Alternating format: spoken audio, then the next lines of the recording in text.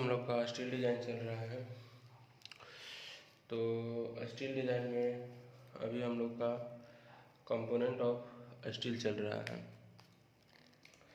तो component of steel को अभी हम लोग स्टार्ट किए थे, जिसमें हम लोग पहला कंपोनेंट कार्बन को देख लिए थे। अब हम लोग दूसरा कंपोनेंट को देखने का कोशिश करते हैं। मेरा दूसरा कंपोनेंट क्या है? तो मेरा दूसरा कंपोनेंट आपका सिलिकॉन कंटेंट है। तो सिलिकॉन के बारे में अब हम लोग को पढ़ने का ज़रूरी है। कार्बन का परसेंटेज बढ़ने से क्या होता है, घटने से क्या होता है, उसको भली बातें हम लोग समझ चुके हैं। अब हम लोग दूसरा देते हैं silicon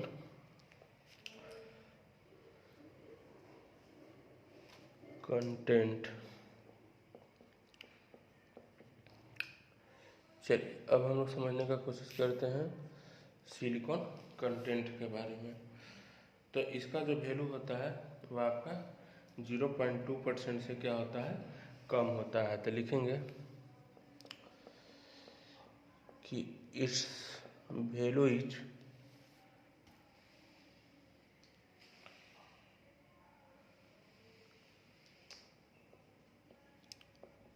less than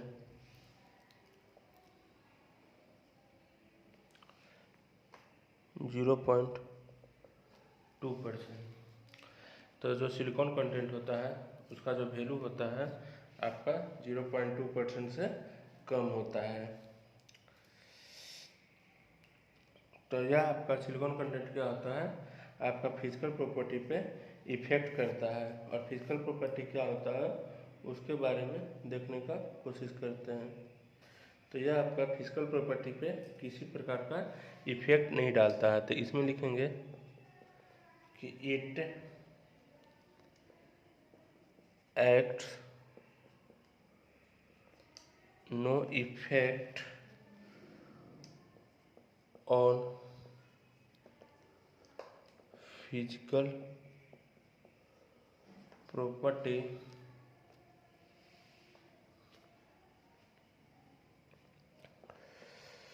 such as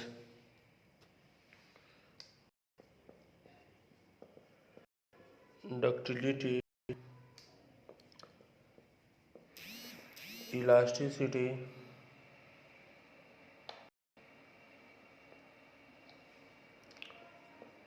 strength,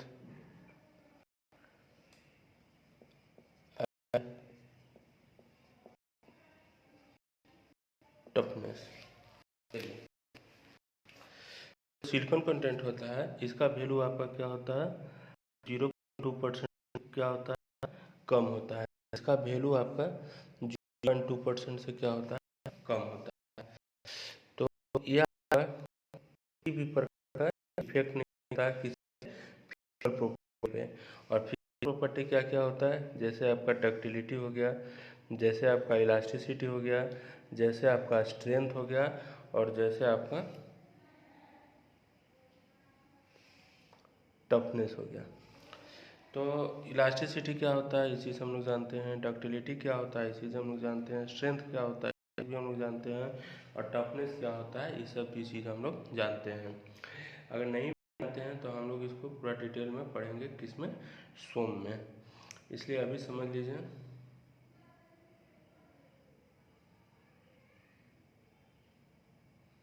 silicon content का कहानी। अब हम लोग समझते हैं कि अगर यह सिलिकॉन कंटेंट अगर मेरा 0.40 0.30 से लेकर अगर 0.40 के बीच में रहेगा तब क्या होगा, वो हम लोग समझने की कोशिश करते हैं। तो देखिए कह रहा है कि if it is increase to about 0.30% से 0.40%, then elasticity and strength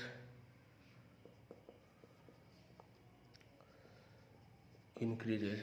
बात समझ में आ गया कि अगर आपका यह इंक्रीज होता है कितना 0.30 से लेकर कितना परसेंट तक, किसका, सिलिकॉन का, तब आपका इलास्टिसिटी और स्ट्रेंथ क्या होगा, इंक्रीज होगा। इलास्टिसिटी और स्ट्रेंथ भी बढ़ेगा, लेकिन आपका इफेक्ट किस पे नहीं पड़ेगा, आपका डक्टिलिटी पे किसी भी प्रकार का इफेक्ट नहीं करेगा।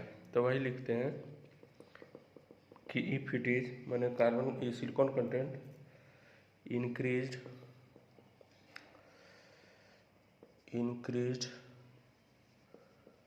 to about 0.30% से लेके 0.40%, then elasticity and strength increases without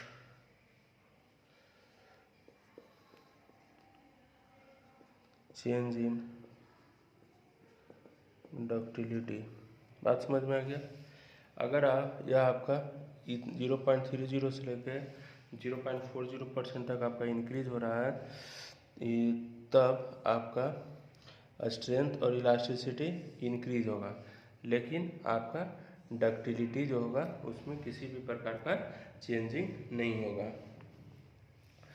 आगे कर रहा है कि अगर यह आपका सिलिकॉन कंटेंट स्टील में 2% से ज़्यादा हो जाएगा, तब आपका स्टील क्या हो जाएगा, ब्रिटिल हो जाएगा। तो वही अब हम लोग आगे लिखते हैं। तो कह रहा है कि if it is increased by 2%, then it causes to make brittleness। बात समझ में आ गया। अगर यह आपका 2% से ज़्यादा इंक्रीज हो जाता है, तब यह क्या काम करेगा, ब्रिटिलनेस काम करेगा, यानी स्ट्रक्चर आपका क्या हो जाएगा, ब्रिटिल हो जाएगा। अगर आपका 2% से ज़्यादा हो रहा है, तब आपका स्ट्रक्चर क्या हो जाएगा, ब्रिटिल हो जाएगा। अब हम लोग आते हैं फास्फोरस कंटेंट में। तीसरा जो मेरा है वह आपका क्या है, फास्फोरस कंटेंट। चलिए, तो इसमें पूरा डिटेल में हम लोग स्टील डिज़ाइन पढ़ेंगे, और साथ साथ आपका सिविल इंजीनियरिंग का हर एक पेपर डिटेल में पढ़ाया जाएगा, और आपका नॉन-टेक पोर्शन को भी इसमें डिटेल से कवर किया जाएगा। Phosphorus content. चलिए, तो अब हम लोग फास्फोरस कंटेंट में आते हैं। तो फास्फोरस कंटेंट जो होता है आपका 0.12% से कम होना चाहिए। तो लिखेंगे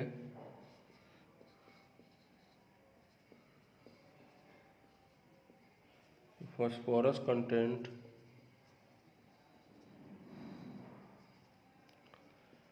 लेस देन 0.12%, माने जो आपका फास्फोरस कंटेंट है वह आपका कितना से कम होना चाहिए, 0.12% से कम होना चाहिए। आगे कर रहा है कि if it is increases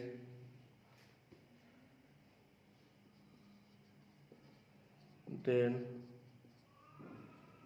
shock resistance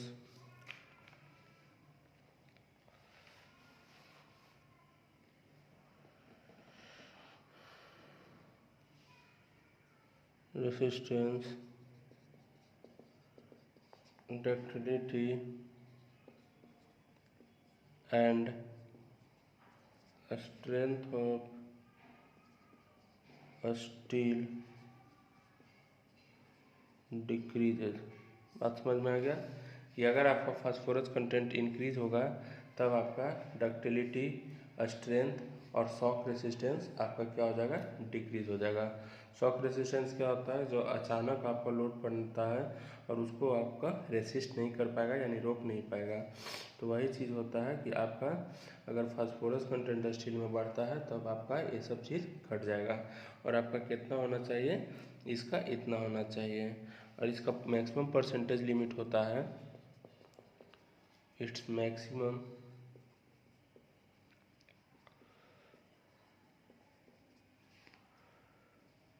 percentage limit आपका इसका होता है 0.055 से लेके 0.005 तक। तो ये आपका इसका क्या हो जाता है, मैक्सिमम परसेंटेज लिमिट होता है। तो जो फास्फोरस होता है वह आपको स्ट्रेंथ डेवलप करने में यूजफुल नहीं होता है। तो लिखेंगे phosphorus is not helpful in improving the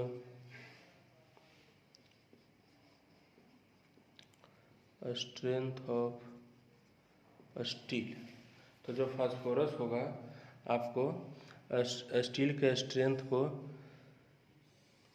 improve करने में हेल्प नहीं करता है। तो क्वेश्चन आएगा कि कौन ऐसा कंपोनेंट है जो आपका स्टील के स्ट्रेंथ को इम्प्रूव करने में ये नहीं होता है, तो आपका हो जाएगा फास्फोरस। अब हम लोग नेक्स्ट देखते हैं आपका सल्फर कंटेंट। उससे पहले इसी में देख लेते हैं कि यह हार्मफुल होता है क्यों, क्योंकि चलिए आगे देखते हैं। In fact, it is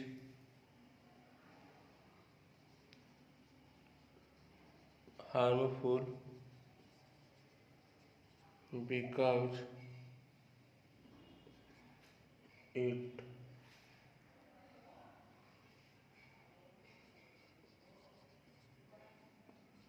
reduces the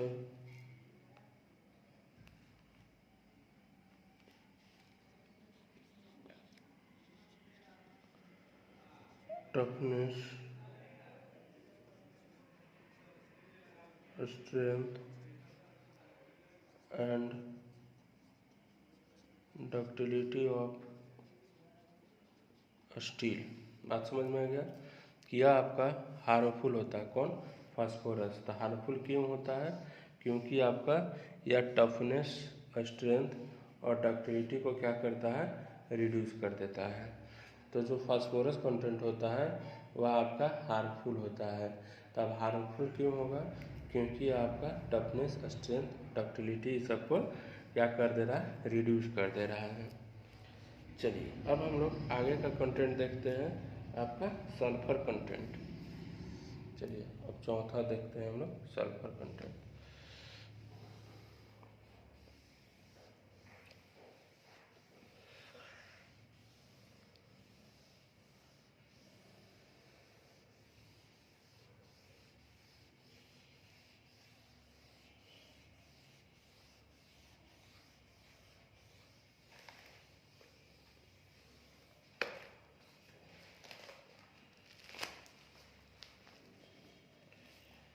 चलिए अब कंपोनेंट ऑफ स्टील का चौथा पार्ट देखते हैं और वह आपका क्या हो जाएगा, सल्फर कंटेंट। Sulphur content. तो देखिए सल्फर कंटेंट जो होता है आपका क्या कंडीशन है, तो इसका जो सल्फर कंटेंट होता है वह आपका कितना होता है, तो वह आपका रेंज ऑफ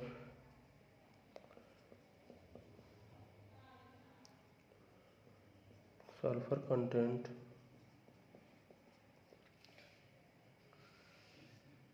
इज 0.02% से लेके 0.10% तक होता है सल्फर कंटेंट। अगर सल्फर कंटेंट आपका इंक्रीज होता है तब आपका फिजिकल प्रॉपर्टी पे क्या करेगा, चेंज करेगा। लेकिन जो आपका सिलिकॉन है वो किसी भी प्रकार का फिजिकल प्रॉपर्टी पे अथी नहीं कर रहा था, लेकिन आपका जो सल्फर कंटेंट है वह आपका फिजिकल प्रॉपर्टी पे क्या करेगा, चेंज करेगा। तो लिखेंगे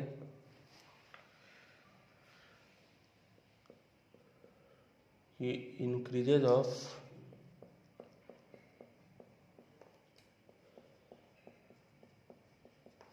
सल्फर कंटेंट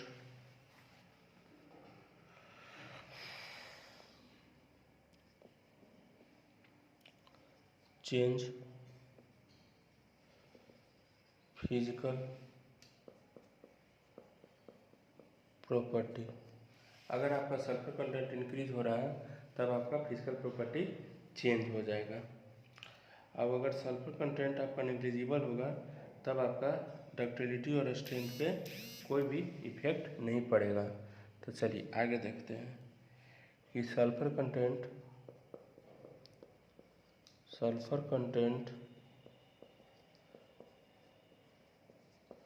नेग्लिजिबल मतलब क्या होता है, पूरा तरह से खत्म।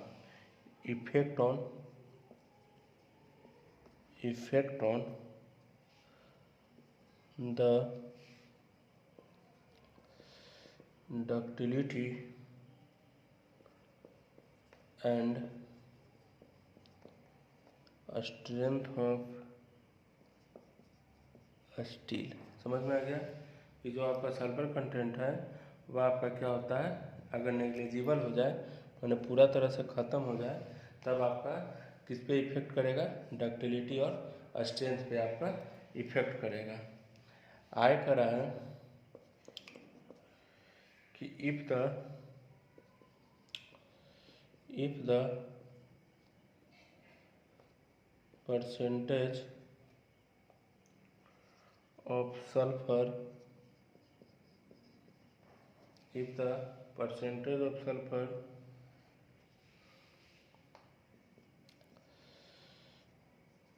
increases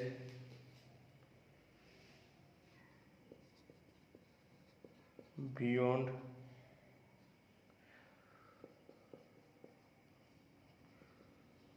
permissible limit,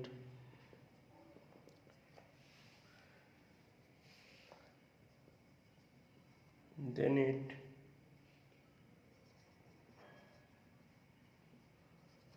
decreases the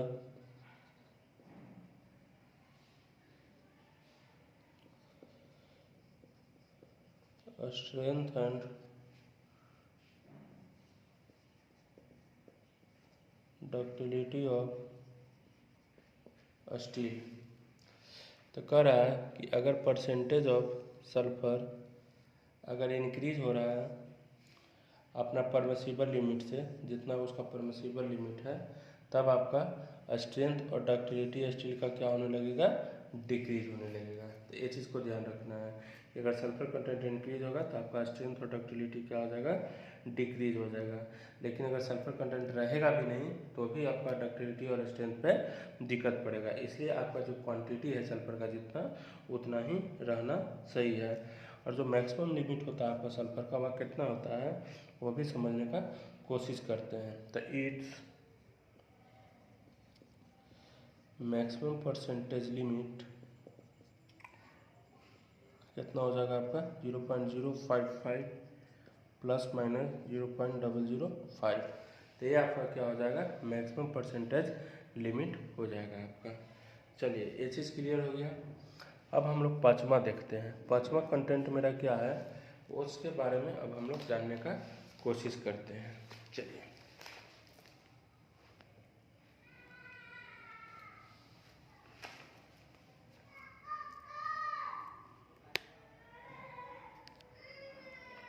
पाँचवा आपका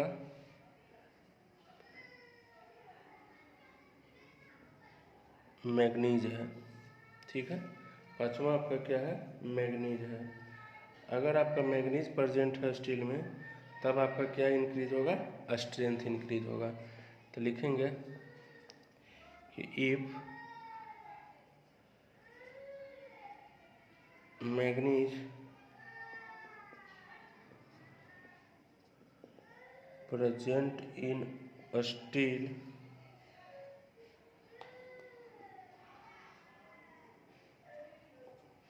increases its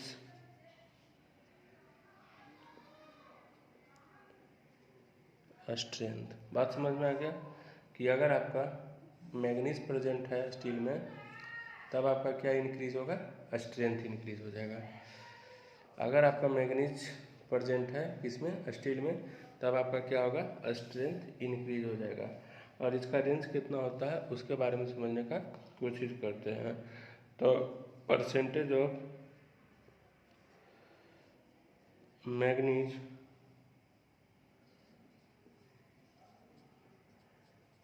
रेंज फ्रॉम 0.30% से लेके 1.0%। तो यह आपका मैग्नीज का रेंज होता है। आय का रहा है कि but if the quantity is more then steel loses its strength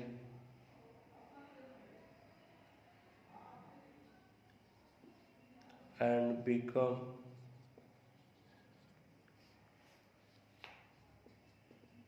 brittle।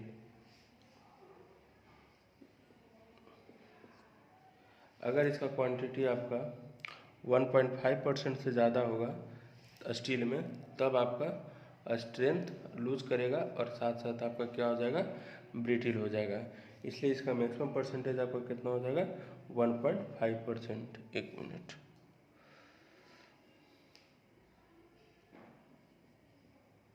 1.5%। अगर 1.5% से ज़्यादा हो गया मैग्नीज तब आपका क्या करेगा, स्ट्रेंथ लूज होगा और साथ साथ आपका वह स्ट्रक्चर क्या हो जाएगा, ब्रिटिल हो जाएगा। चलिए, तो यहाँ पे मेरा टॉपिक जो है कंपोनेंट ऑफ स्टील एक ख़त्म होता है। अब नेक्स्ट वीडियो में हम लोग टॉपिक शुरू करेंगे आपका बिहेवियर ऑफ स्टील। ओके।